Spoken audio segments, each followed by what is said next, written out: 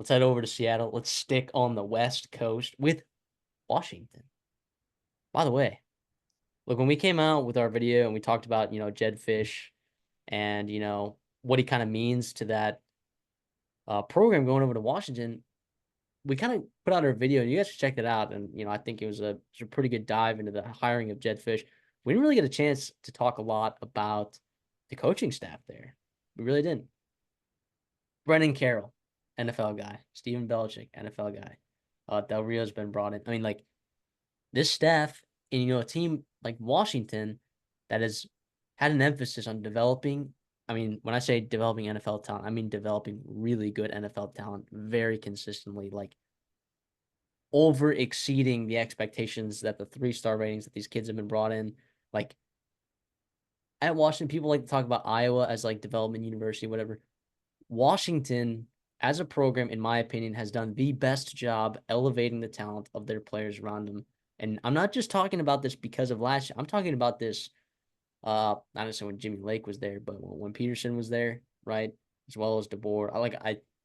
This Washington's been very good at developing players. And I think Jed Fish continues to put an emphasis on that by hiring. And Jed Fish was an NFL guy as well. He coached for the Rams, not as a head coach, but he was on that staff. Bringing in that NFL talent, maybe these guys don't necessarily know what it entails to like recruit at a high level, but Jed Fish knows what it takes. Being it is that he recruited very well at Arizona for their standards. I love the Jed Fish hire, and I don't think it's going to pan out this year necessarily, as we're going to talk about in just a minute here. But I do think that down the road, like Jed Fish was the guy when I was looking at guys that I wanted Texas A&M to bring in as head coaches. Like Jed Fish was probably my 1B hire. That like he was way up there on my list. I think he's a fantastic coach. No, and Fish talked about it at Big Ten Media's where he was like, look at Michigan and what they did. When did things start changing? It's when they brought in Connor Stallions. No, I'm just kidding. When Yeah.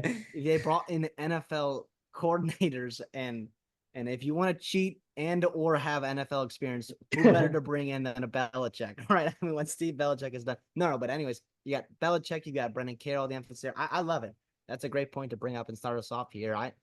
I'm all with you. This staff is a really, really impressive one. I think it's something that Washington, I mean, what a whirlwind of an offseason, right? Where you had, or really a whirlwind of a 2024, where you start off high, you lose the national championship game, but it's like, okay, you know what? Maybe we're going to lose a lot of guys, but we can run it back. And DeBoer's our guy. And then Saban retires. It's like, uh-oh, here it comes. But they rebounded well, and they got a totally new roster there, a totally new Yeah, it's staff. And nuts. it's going to be kind of a lot of a big learning curve for Washington fans, I think, because you're going to see, well, where's this guy from? Where's this guy from? Well, stick around, watch the video. Make sure you like and subscribe to figure out what Washington's going to look like this year. Um, but yeah, I mean, to get into it, right? The quarterback position, you've got Will Rogers. And I know you're not super high on him, and maybe I'm not either, but I do think he is a bridge quarterback. And I don't mean that as an insult. I'm just saying, like, this season could have gone off the rails for Washington, right? I mean, you lose all that talent, all those starting guys, the coaching staff, the culture left with them, right? You bring in Will Rogers, or really you retain Will Rogers because he was committed to the previous staff. It could have been really bad, but he is a veteran quarterback. He at least I think gives them some kind of floor to have offensively because without him, you're looking at slim pickings in the portal that late in the cycle, or you're looking at young kids, and that's never where you want to be year one going to the Big Ten, right? I mean, at least Will Rogers has experience in multiple systems, playing a lot of football. He's got a talented arm, at least a good enough arm, college level arm. I don't know. I know you're not super thrilled on him, but I think it could have been a lot worse. And I think what he can give you is some kind of stability there for at least an off season until you get Fish, who calls the plays, by the way, a Fish on the ability to get his guys in there and to really start implementing his offense. Now you can also pin some of the troubles last year on injuries and stuff, but before the injuries, he was not very good, right? Like, and that was partly because of the philosophy change and just not having good offense. And the reason why Mississippi State was so quick to move off of Zach Arnett is because, yeah, and I was hoping that it would work out with them, but just that offense was terrible, and that defense didn't improve either. And Will Rogers, we've I've only ever seen him succeed in a Mike Leach offense, right? And we've seen lots of not necessarily incredibly talented quarterbacks succeed in Mike Leach's offenses. So that's my skepticism with Will Rogers. It is believed, like at camp and stuff, he has been playing well and he is exceedingly better than these other guys in this room. But that's also what makes me scared, right? Like Damon Williams, like, is he ready to play? No. Teddy Purcell, is he good? No. Is Shea Kirkendall? No. None of these guys. None of these guys are ready to play aside from Will Rogers. And if he goes down, like, this is, I mean, I guess this is what we call it. Like, the wheels will fall off the wagon, guaranteed, if Will Rogers does not stay healthy for the entire season. Like you talk about, like, yeah, sure, he's a bridge quarterback. Bridge means for this year into next year. Like, he needs to stay healthy. And I'm not sure. I know that there's some optimism about the offensive line, but you lose a lot of really good talent on that offensive line. So we'll see, and we'll talk about it in a little bit, but we'll see if Will Rogers can stay healthy the rest of the season. I do think a strength of this team offensively could be that running back room. I mean, Jonah Coleman comes in. He was really good for Arizona. 5'9", 229, physical runner. He came in and he kind of changed the dimensions. You saw there was a difference when he came in versus everybody else in that room. He brings him over from Arizona to Washington. So obviously, he fits well in that pro style, right, at the wide zone kind of scheme that Jed Fish likes to run. And then Cam Davis, Washington fans remember him. He was the starting running back until he got hurt. And then Dylan Johnson came in and did his thing, obviously. But it's great to have Cam Davis back. Hopefully he's healthy, about 12, 13 months removed from that injury. By the time week one hits, Daniel Nagata's in that room. He's a former 4-star, solid depth from Arizona State a couple years ago. Jordan Washington and Adam Muhammad, those are two young kids that I know the staff, I think, feels pretty good about.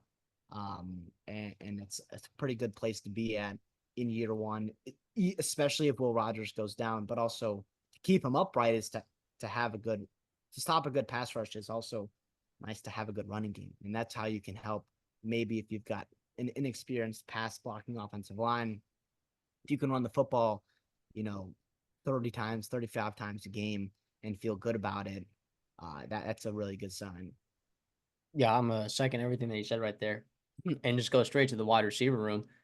Denzel Boston is a guy that is really turning heads over there at Washington. A guy that, was buried a little bit, behind Jermaine Bernard, behind Jalen Polk, behind Jalen McMillan, behind Rome Odunze. Denzel Boston is a guy that could really emerge and be good. And Jeremiah Hunter, the guy who they thought was going to be the premier transfer over there from Cal, who, by the way, still is really good. Uh, I think they're gonna have a really good 1-2 punch there with both of those guys being rather exceptional. I'm with you. I think Boston is the talk of the camp, and those are two guys that are over 6'2". Boston's 6'4". That's good, big-bodied, pro-style receivers that Will Rogers and Jed Fish can have some fun with. And behind them, I still think there's some fun bodies in that room. Obviously, Giles Jackson, who is an old dude. I feel like he's been in college football forever. 5'9", 187 from Michigan. Transferred from Michigan a couple years ago. Yeah, it's a fun guy to have in your room. Kevin Green from Arizona. That's exciting that the Arizona wants to bring him over because we talked about it before, where you have these staffs where they're bringing in their players from one regime to another, where you get to recruit a guy twice and you get to choose a guy twice is always a good thing. Rasheed Williams, Justice Williams, Jason Robinson, those are all young guys. And we'll see how much they can get going. But again, I'm Your top four Boston and is very Hunter, nice. stay healthy and produce. Yeah, I'm with you there. So yeah, like you said though, beyond those kind of top four guys, of course, you're relying on young talent. Not a situation that you want to be in, especially with a new quarterback as well. Like, just tough. All right, like I think that room, like we said, can still be good. But just reiterating what you said, got to stay healthy. In the tight end room, not a lot of proven guys. Kaliki Latu comes over from is it Nevada and Cal, where he was originally at before. Quinn Moore is a guy that I think they like. more of a blocker type. JUCO is pretty old as well. I mean, you like to see the experience in there. It's not going to be a room that necessarily is a game breaking room, but um, because you lose, I mean, two tight ends that have over 300 snaps, right? I mean, you're going to have some turnover in that room, and you're just hoping that you get something, right? I think that you're going to rely on this wide receiver room. I don't even think Jed Fish at Arizona initially used um, his tight ends explicitly, given that he had really good talent at receivers and quarterback. Like, just it's gonna be okay. I'm not expecting this tight end room to be anything special. Okay, you do have Ryan Odden, who's a bit of a younger guy. Let him develop maybe another year. We'll see if he actually finds his way onto the field, which could definitely happen. But still an unknown in that department. I think this is probably the most unknown room, maybe aside from the offensive line, on this offense. Yeah, if you're gonna have a weakness, let it be at tight end. That's okay. As long as you've got a good blocker and Quentin Moore, you can kind of work around everything else. So Ryan Otten, younger brother of former Washington star Kate Otten, he's a star in the NFL or star. He's a really good player in the NFL right now. Hopefully, he can replicate that. But yeah, he's still a young kid. Tight end is a tough position to learn early on, but he's got the body to do it. 6'6", 257. Holy cow! Where do they make these guys? But yeah, I'm with you here. Nothing exciting, special.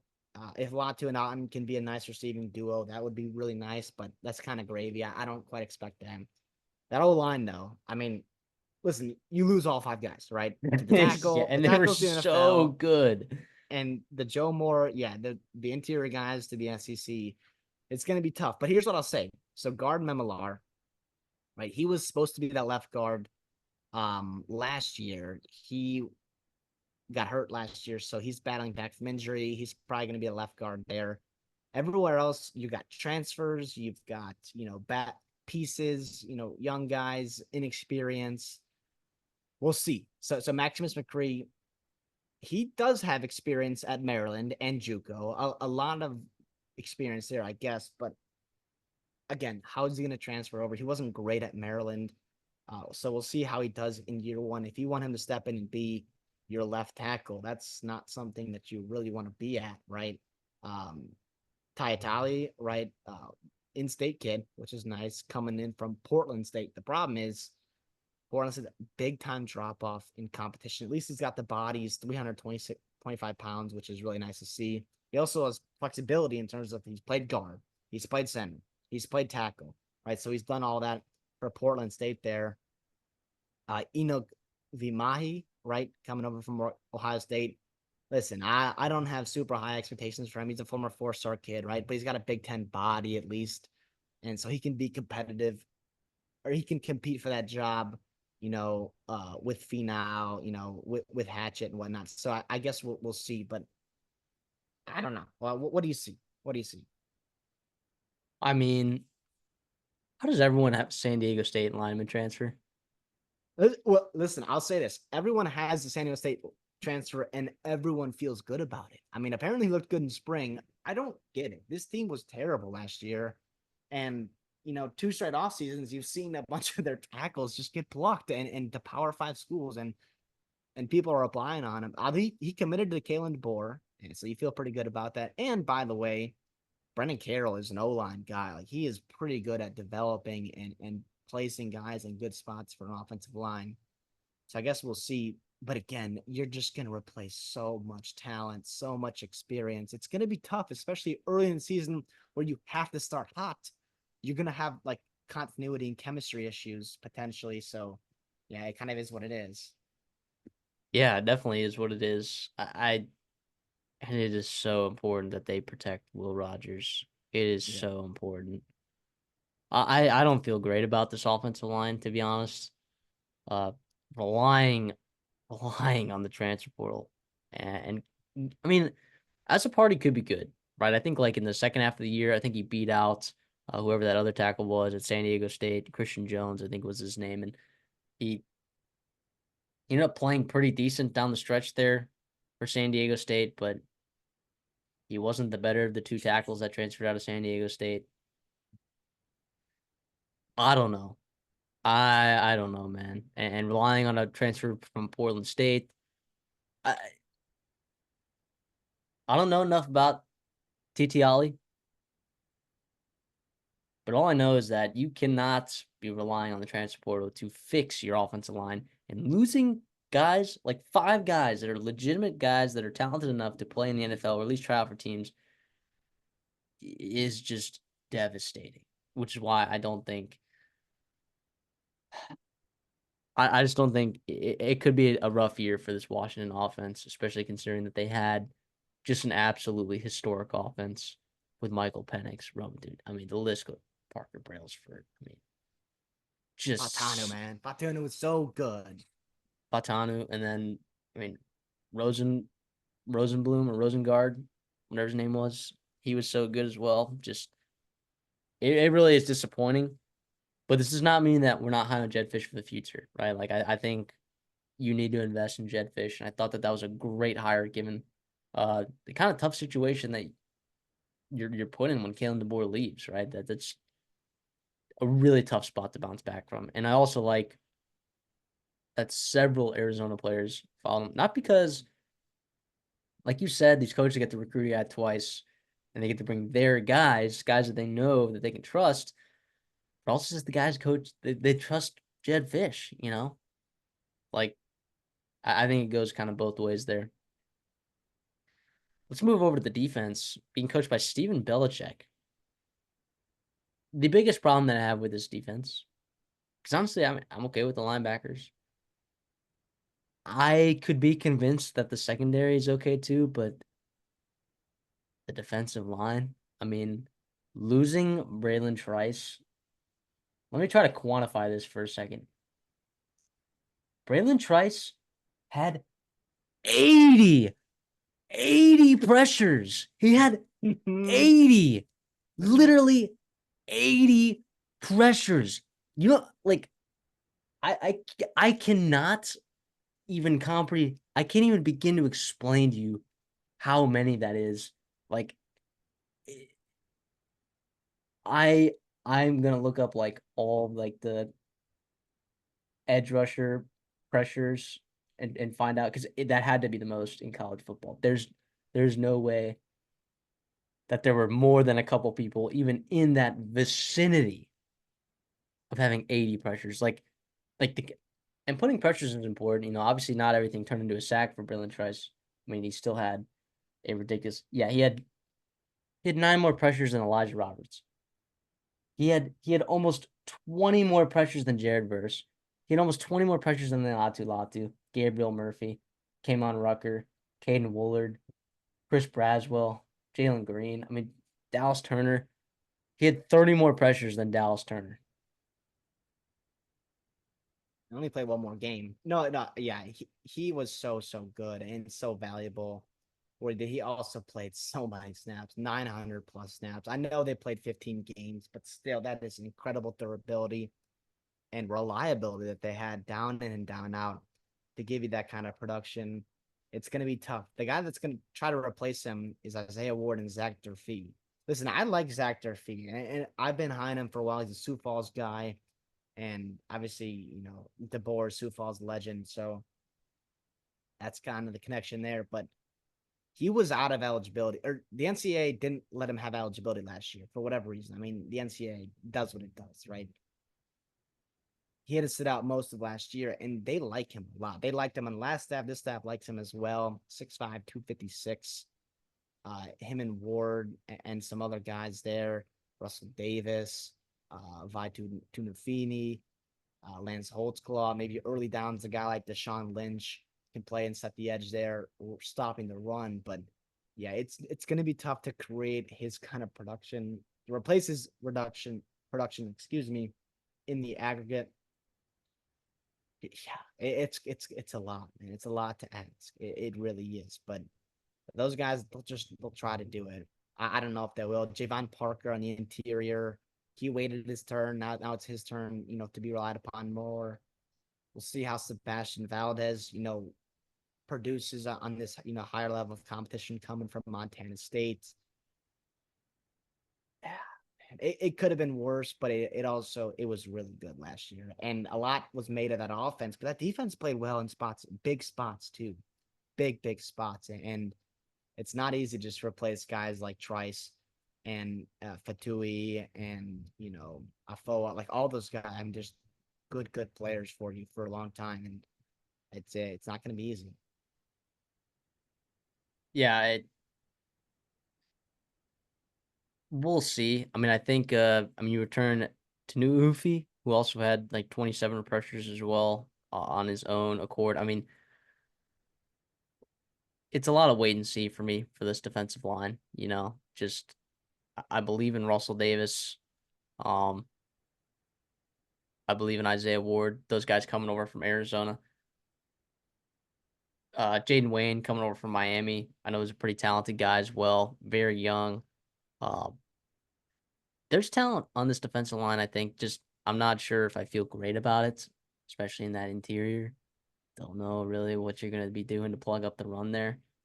But at the linebacker spot, I don't think there's a huge drop off. Sure, you lose a guy to the NFL, but um, I think the staff really likes Bruner and Tutupula, or sorry, Tuputala, Mm-hmm. at those linebacker spots, and you bring Parham over from San Jose State as well. I I I think I think the staff really likes the linebacker core, and I don't think that there's going to be a gigantic drop off. Although you do lose a really nice NFL piece though in this linebacker core. Yeah, I mean it for all the position groups that are having crazy changes. This is probably your most stable in terms of from 23 to 24. Just stay healthy, please. Bruner and Tupatala. Right. I mean, behind those guys, you mentioned Parham, but elsewhere, I mean, Fowler's been there for a while, but again, not a ton of experience. So we'll see. But I hope Bruner and Tupatala stay healthy because they're pretty darn good and fun to watch. But again, we'll see how they fit in this new scheme, which I feel pretty good about that they will. And Bruno was a guy that I think they made a point to keep on that team, and he's kind of emerged as one of that leader to continue that carryover from the 23 team to the 24 team and whatnot. The secondary is where I also think it gets interesting, but I think I'm okay with a lot of the pieces in here. Like Elijah Jackson coming back, he was the guy, if you remember, made that play against Texas at the end of the game. I think he's pretty good. Ephesians Prysock from Arizona, I thought was a really good get in the portal. Jordan Shaw coming over from Indiana. Doesn't have a ton of experience, but he's a young guy. I know that they really believe in him. Uh, Kel Estein still there. I think that Cameron Broussard coming over from Sacramento State.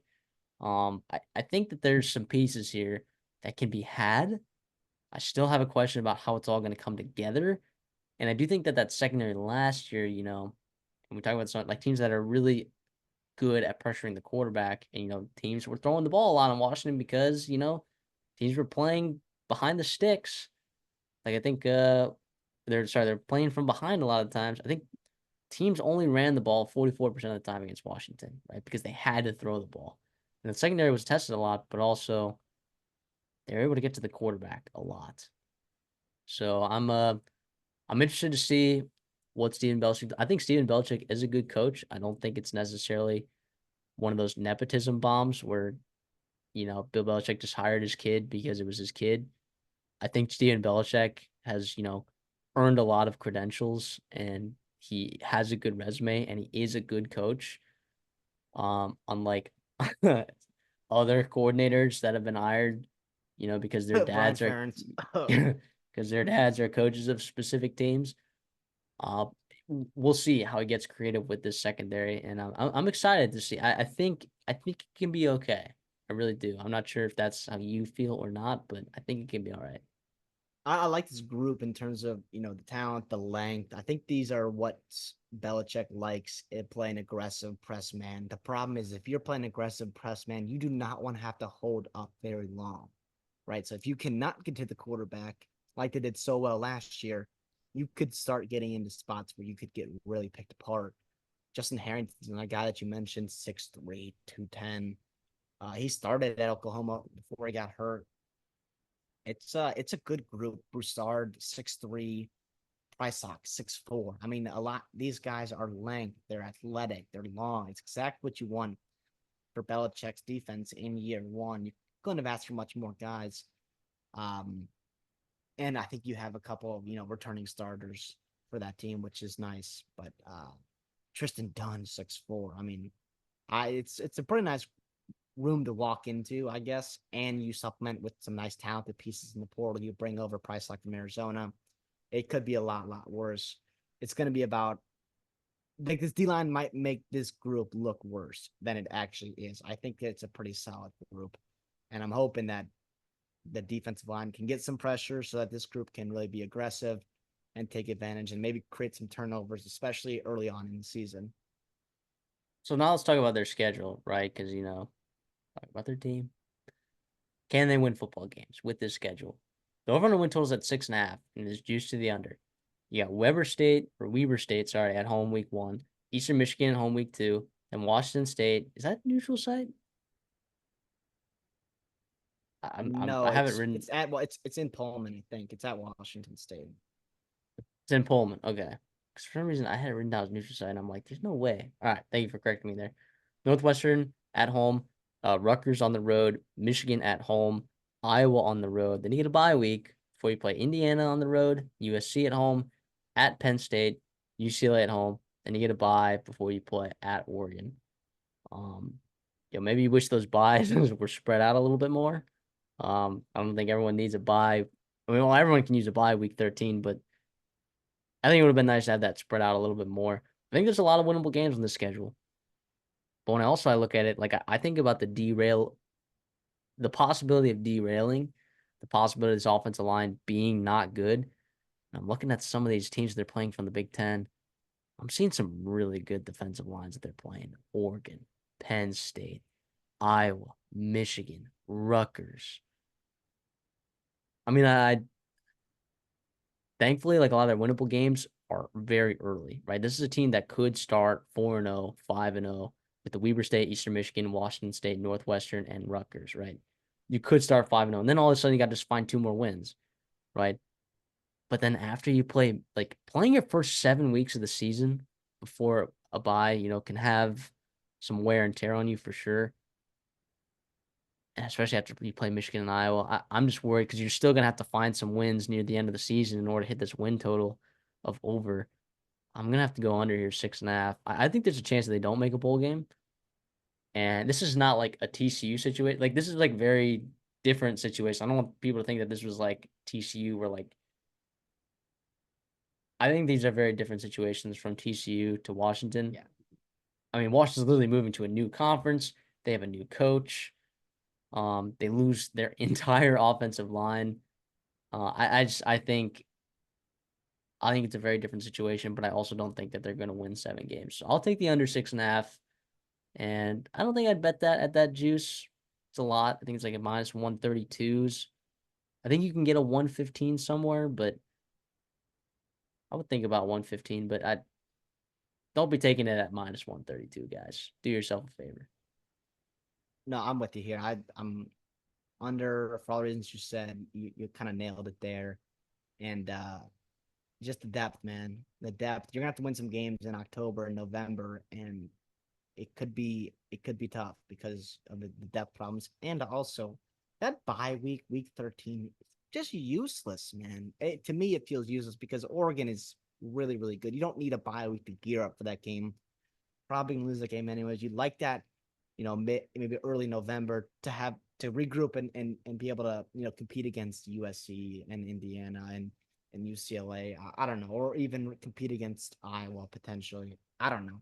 I don't love the dynamics of the schedule, but you have to start hot, and you're probably going to have to win some games in October, November to hit that over. And again, depth, attrition, yeah.